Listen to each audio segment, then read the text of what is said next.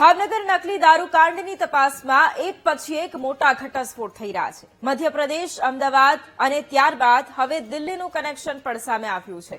Methanol કેમિકલનો જથ્થો દિલ્હીથી સરખેજની transport ઓફિસે આવ્યો હોવાનો ખુલાસો થયો છે। દિલ્હીથી સફેદ લિક્વિડ બોટલ, ઢાંકણ સહિતના સામાનનું પાર્સલ આવ્યું હતું।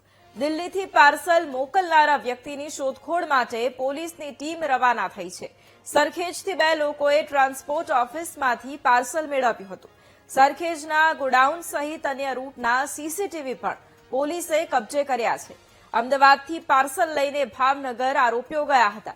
સ્ટેટ મોનિટરિંગ સેલે તપાસ શરૂ કરી છે। ટ્રાન્સપોર્ટ ઓફિસ સામે પણ ગુનો નોંધાઈ શકે છે। નકલી દારૂમાં અસલી દારૂ ભેળવવામાં આવ્યો હોવાનો પણ ખુલાસો થયો છે।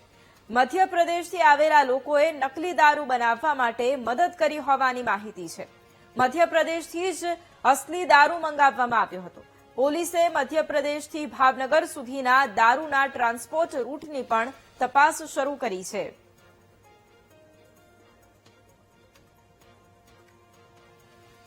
ભાવનગરમાં જે નકલી દારૂનો જે કૌભાંડ સામે આવ્યું છે, અનેક લોકોના મૃત્યુ થયા છે, તેની તપાસ હવે અમદાવાદના સરખેજ સુધી પહોંચી છે।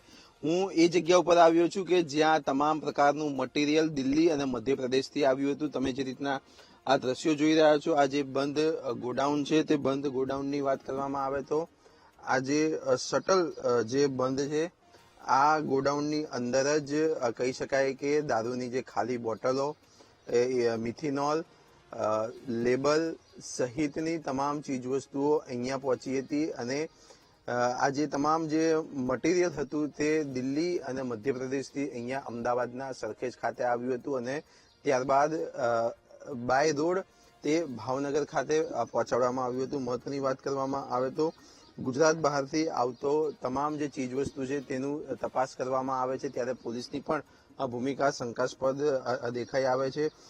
સરખેજના ટ્રાન્સપોર્ટરે ભાવનગરના ઉત્પાદકને આ વેચાણ આપ્યું હતું। ભાવનગરના ઉત્પાદકને વેચાણ આપેલી જે વાત કરવામાં આવે તો ઓર્ડર, પરિવહન, સંગ્રહ, વેચાણ અને ઉપયોગ એમ તમામ તબક્કે સરકારના વિવિધ વિભાગો અહીંયા અંદર કાર્યરત હોય છે, પરંતુ ક્યાંય પણ ચેકિંગ ન થવાના કારણે આખું જે નકલી દારૂ કૌભાંડ છે તે સામે આવ્યું છે। મહત્વની વાત કરવામાં આવે તો આ જે મિથેનોલ છે તે દિલ્હી અથવા તો મધ્યપ્રદેશથી આવ્યા હોવાનું પણ પોલીસની તપાસમાં હાલમાં સામે આવ્યું છે, ત્યારે પોલીસે પણ ટ્રાન્સપોર્ટર જે છે તેને પણ લઈને હવે તપાસ હાથ ધરી છે।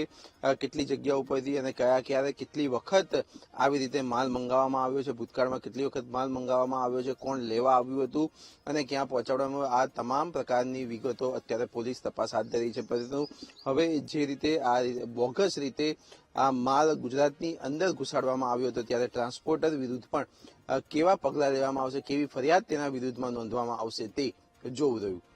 કેમેરામેન પ્રવીણ વાઘેલા સાથે પાર્થ જાની, વીટીવી ન્યૂઝ, અમદાવાદ।